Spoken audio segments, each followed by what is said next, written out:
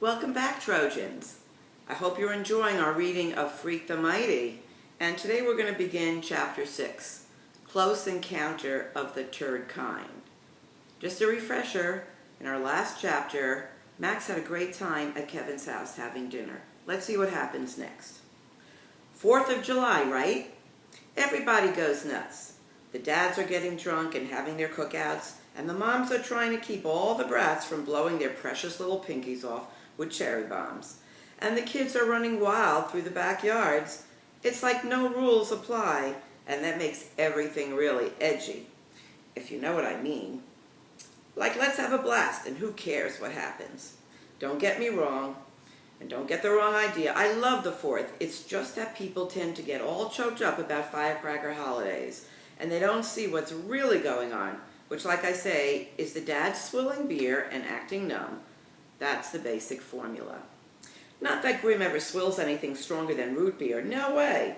The poison never crossed his lips, he likes to say, even though I've seen a picture of him in the army, and that sure looks like a bottle of beer in his hand. And he's got that same whacked by a hammer grin that dudes always get when they're drinking.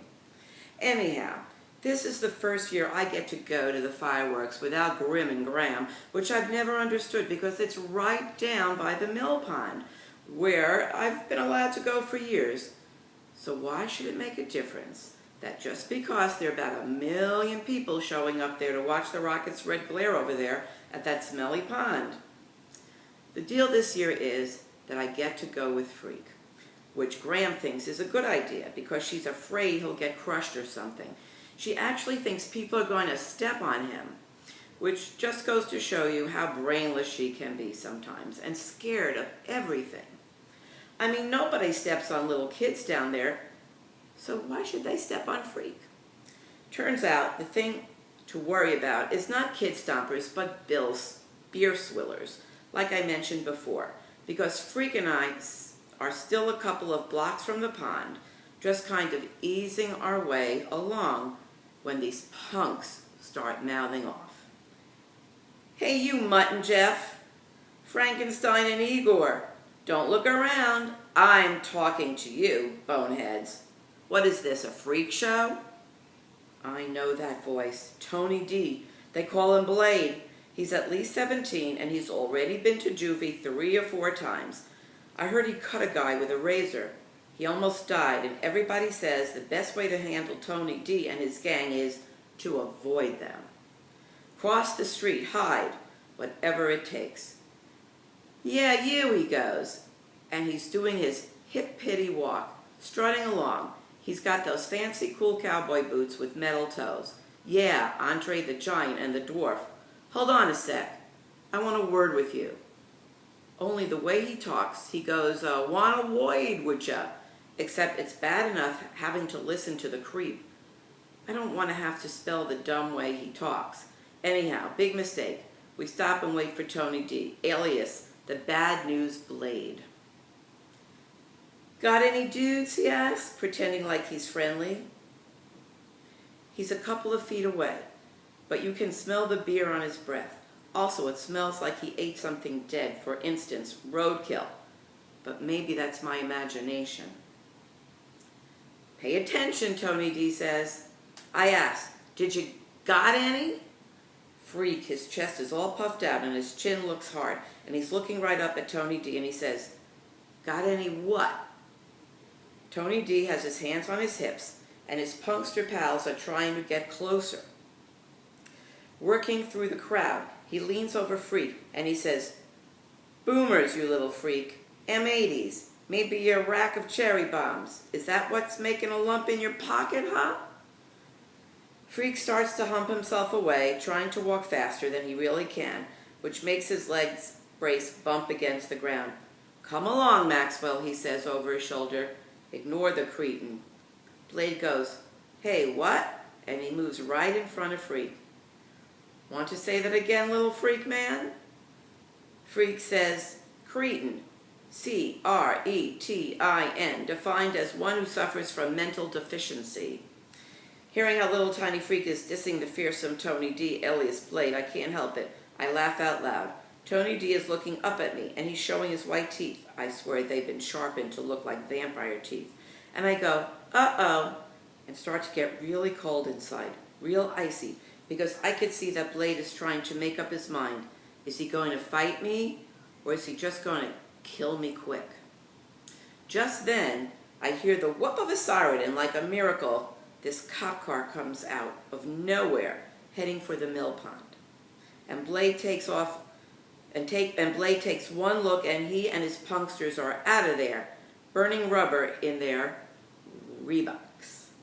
Freak goes, whew! That was close encounter of the turd kind, and it takes me a second to get the joke, but then I'm laughing, amazed he can be so cool about it, like it was no big deal that Tony D was after us. You can take him, right? He asked a couple of minutes later. I go, are you kidding? You can't just fight Blade.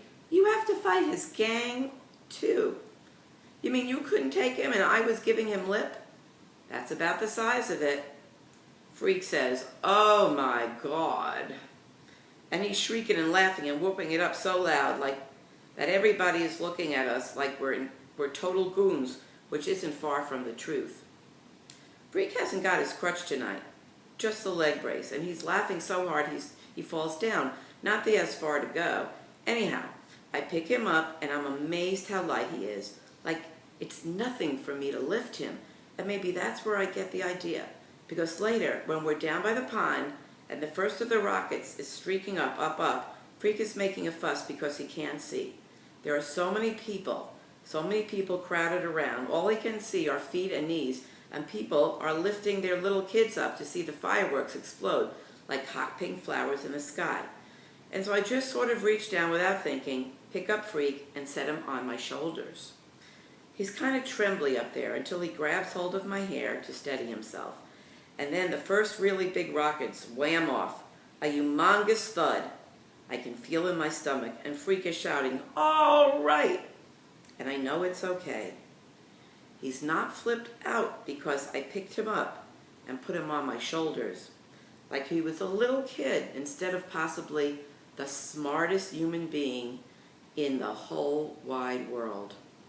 Magnesium, he shouts at the white sparkles glitter down over the pond. Potassium chlorate, as he shells up, womp, womp, womp, and everybody goes, ooh, potassium nitrate, sulfur, aluminum. And after a burst of hot red fire in the sky, Freak tugs my hair and screams, copper! That's copper powder combusting with oxygen. And when the fire blossoms are flashing blue, he goes, good old strontium nitrate. And I'm thinking, whoa, is there anything this little dude doesn't know? At the end, like always, they have a thing they call the grand finale, when they go nuts and light off everything at once, and it sounds like World War III, whizzing and banging and popping, and there's so much hot stuff falling from the sky, you can hear it sizzling in the pond. Freak keeps on shouting out the names of chemicals and elements until the last spark dies in that scummy pond, and the crowd cheers, and then everybody tries to leave at once, like a bunch of morons. I'll see you for Chapter 7, Walking High Above the World.